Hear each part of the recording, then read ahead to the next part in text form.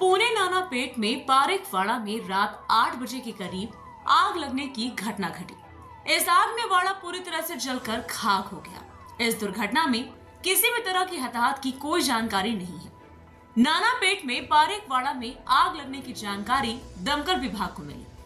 ये वाड़ा खाली पड़ा था, इसमें रहने के लिए कोई नहीं था। इसी वजह से दमकल को इसकी जानकारी देरी से मिली थी। तब तक आग अंदर से काफी ज्यादा फैल चुकी थी। दमकल की 10 गाड़ियां, 4 वाटर टैंकर, 2 देवदूत गाड़ियां घटनास्थल पर पहुंचकर 5 अधिकारी, 80 दमकल जवानों ने 1 घंटे के भीतर आग पर काबू पा लिया। आग की वजह से पूरे इलाके में धुआं काफी फैल गया था। आग लगने का रात देर तक पता नहीं चला। साधारणतः रात्री 8:15च्या सुमारास आम्हाला कॉल आला होता की आग लागलेली आहे।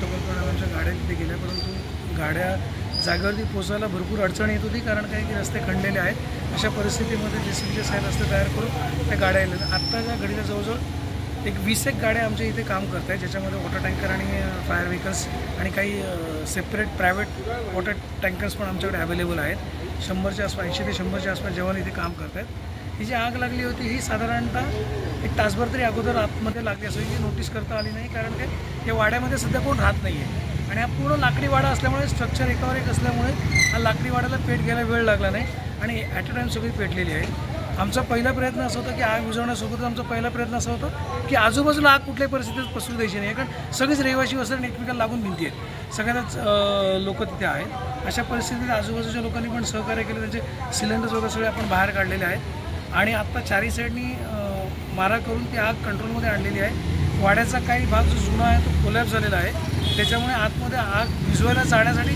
खूप अडचण होते, परंतु सिच्युएशन कंट्रोलमध्ये आता सध्या घाबरण्याचं काय कारण आहे आणि स्थानिक आमदार साहेब रासने साहेब स्वतः इथे आहेत आणि त्यांचंही या गोष्टीवरती पूर्ण लक्ष आहे। Bureau report, VSRS news, Pune, Maharashtra.